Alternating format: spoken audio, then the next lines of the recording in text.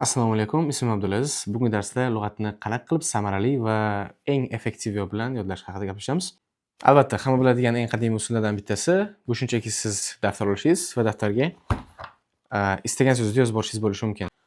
Abdulaziz aka, bu haqida allaqachon bilamiz-ku, bu uncha bizga foyda bermayapti. 1000 marta yozib chiqsam ham, 2000 marta yozib chiqsam ham baribir yozgandan keyin buni takrorlab chiqaman, lekin esimdan chiqib ketib qoladi. Undan boshqa yaxshiroq usul bilasizmi? Tayyor misollardan foydalanish juda yaxshi samara beradi. Tayyor misollarni qayerdan olamiz? ChatGPTdan olamiz albatta. ChatGPT degan programma bor.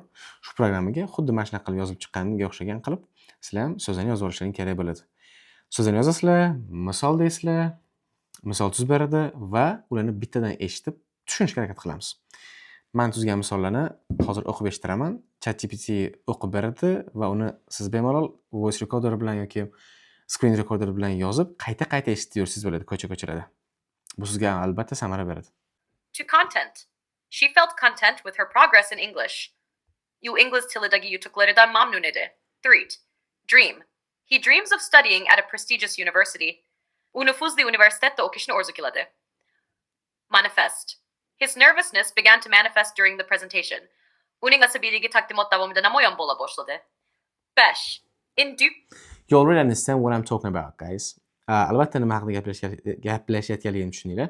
Bu usulni men juda ko'p qo'llayman va lug'at yodlash uchun eng katta samarali usullardan bittasi. Tavsiya qilaman xuddi shunaqa qilib lug'at yodlashni. Yaxshi. Undan keyin yana qanaqa magic usullaringiz bor deyotgan bo'lsangiz agar, magic usulni o'zi yo'q. Faqat samarali usullardan yana bittasi haqida gaplashamiz.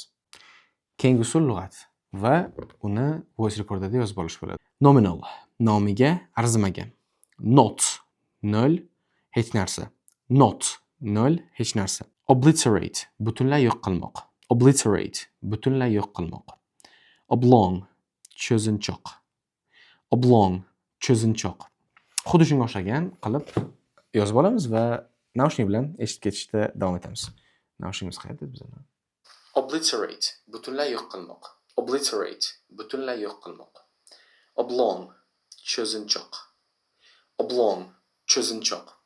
Menimcha gaplarimni tushundingiz. Xuddi shunaqa qilib, naushnikchani qo'yib olib, ko'chada yurgan vaqtingizda hech kim bilan gaplashmasdan faqat lug'at eshitib ketaverasiz va bu sizga albatta yordam beradi. Bu sizdan faqatgina boshida ko'proq vaqt talab qilishi mumkin. O'rganib ketganingizdan keyin 5 minut, 4 minut, 10 minut. Uzoq 10 minut vaqtingizni oladi. Lekin 10 minut ichida siz 10 ta, 20 ta so'z yodlayotgan bo'lasiz, albatta. Inshaalloh. Ingliz tilida yoki boshqa tilda yangi so'z o'rganish degani bu shunchaki ustoz bergan so'zlarni daftarga qatorlashtirib yozib olib, ustozga aytib berish degani emas. Mustaqil nimadir qilishingiz kerak. Faqat ustoz aytgan narsa bilan cheklanib qolayotgan bo'lsangiz, demak siz ingliz tilini hali 10 yilda ham, 15 yilda ham o'rgana olmaysiz. Google ga kirdik, bir dunyo maqolachalar, bir dunyo gaplar, bir dunyo bosh og'riqlari bor deb ko'ryapsizlarmi? Lebo bittasiga kiramiz. Masalan, aytyapti Wow. Google rolling out Android 16. Google Android 16 ni chiqaryapti, beta 2.1 patch debdi.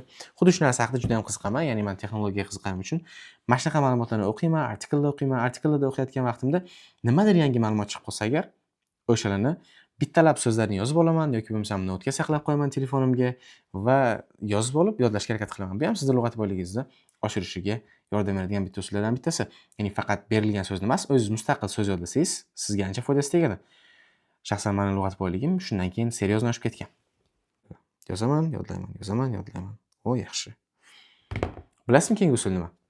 Ko'chada ketayotgan vaqtingizda shunchaki ko'chadagi narsalarning nomini inglizchasini bilib olishingiz. Bilaman, bu juda dastlabki bosqich bo'lishi mumkin, lekin o'zbekchasini bilyapsiz, yana boshqa tildagisini bilasiz, lekin aynan inglizchasini yoki siz o'rganayotgan tildagisini bilmaysiz.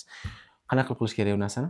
Shunchaki o'sha narsani telefoningizda olasiz o'sha vaqtda. Telefoningizni olganingizdan keyin menda planshet borda hozircha.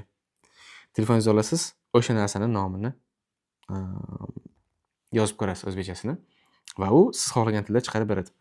Va shu orqali siz lug'atni eslab qolishingiz ancha oson bo'ladi. Chunki ko'chada turib bitta yodlagan lug'atingiz, bitta yodlagan so'zingiz darsda yodlaganingizdan ko'ra ancha samaraliroq. Chunki ko'chada yodlagan vaqtingizda siz bitta ikkita so'z yodlaysiz, tamom? U aniq esda qolib ketadi. Bilasizmi, lug'at yodlashingizda 4 ta xato qilasiz. 4-xatoyingiz shunchaki lug'atni ustoz uchun yoki kimdir uchun yodlab berish bo'ladi. 3-xatoyingiz oldingizdan chiqayotgan qiyin so'zlarni, o'zingizga kerakli so'zlarni yozib bormasligingiz. Ikkinchi qiladigan xatoyingiz. Misollar bilan yodlamayotgan bo'lsangiz va shunchaki og'zaki bu kitob, go bormoq, come kelmoq kabi yodlaydigan bo'lsangiz, misollar bilan yodlamayotgan bo'lsangiz agar, lug'atni katta ehtimol bilan esingizdan chiqarasiz. Birinchi qiladigan xatoyingiz esa 1000 ta lug'atni bir kunda yozib olib, bir kunda yodlashga harakat qilishingiz. Unaqa emas. Shunchaki kuniga 20 ta lug'at yozing, 30 ta lug'at yozing, bor 10 ta lug'at yozing. Lekin izchil bo'lish kerak. Hammasini birdaniga yodlay olmaysiz. Siz avtomat emassiz. Bolaligingizda ham o'zbek tilini yoki boshqa tilni o'rganayotgan vaqtingizda ham, ona tilingizni o'rganayotgan vaqtingizda sizga bir dunyo lug'at berishmagan. Shunchaki bitta so'zni 10 marta, 20 marta, 30 marta katta bo'lgancha takrorlashgan. Umumiy olganda takrorlashlar oqibatidan keyin siz mana shunaqa bemalol gapiradigan bo'lib qolgansiz. Lug'at yodlash bilan bog'liq maslahatlaringiz bo'layotgan bo'lsa, videoni pastida kommentariyada kutaman.